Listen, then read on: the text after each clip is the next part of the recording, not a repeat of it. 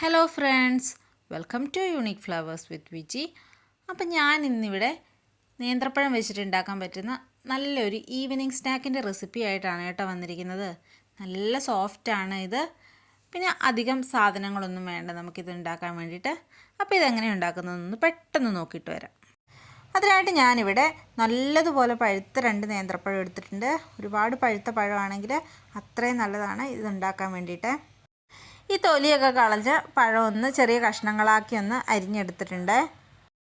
ഇനി നമുക്ക് gas on ചെയ്തിട്ട് ഒരു പാൻ വെച്ച് കൊടുക്കാം.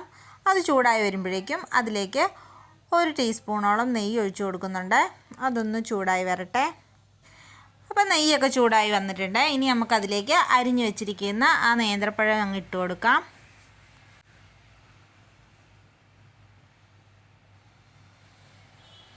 ഇനി നമുക്കിതൊന്ന് ആ നെയ്ക്കകത്തൊന്ന് ഇളക്കിയെടുക്കണം. നല്ലതുപോലെ പഴുത്ത പഴം ആയതുകൊണ്ട് തന്നെ പെട്ടെന്നത് വെന്ത് കിട്ടാനൊക്കെ ആയിട്ട് എളുപ്പമുണ്ടാവും. ഒരു 2 മിനിറ്റോളം സമയമെടുത്തു നെയ്ക്കകത്ത് കിടന്ന പഴമൊക്കെ ഒന്ന് വെന്ത് വരാൻ വേണ്ടിയിട്ട്. ഇനി നമുക്കതിലേക്ക് 1 കപ്പ് തേങ്ങ ചിരകിയത് ചേർത്ത് കൊടുക്കാവേ.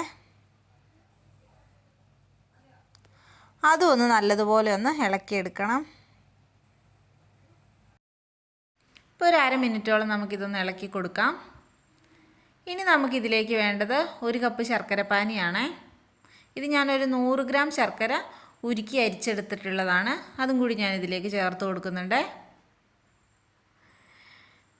കൂടെ തന്നെ ഒരു 2 ടേബിൾ സ്പൂൺ റവയും കൂടി ചേർത്ത് കൊടുക്കാം.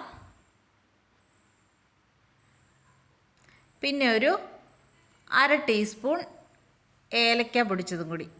ഇനി ഇതൊന്ന് നന്നായിട്ട് മിക്സ് ചെയ്തെടുക്കണം. നമ്മൾ ലോ ഫ്ലെയിമിൽ വെച്ചിട്ട് വേണം ഇത് മിക്സ് ചെയ്തെടുക്കാനായിട്ട്.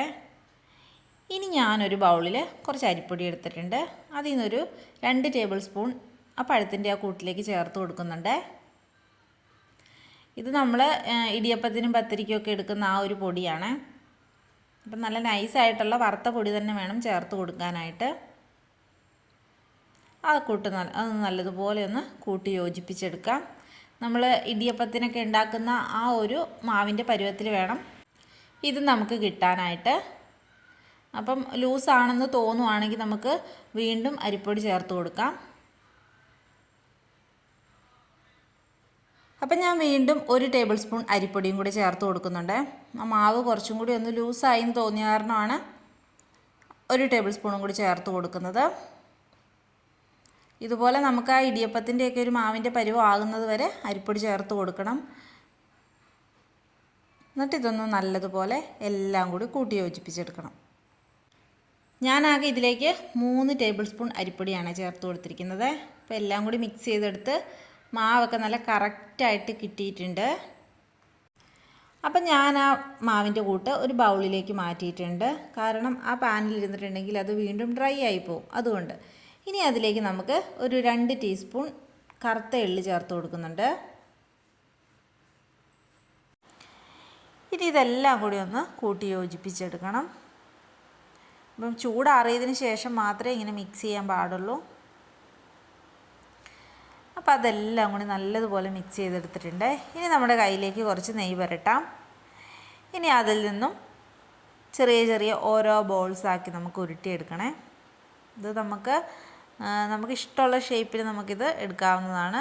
ഞാനിപ്പോൾ ഇവിടെ ബോൾസ് ആക്കിയിട്ട് ചെയ്യുന്നത്.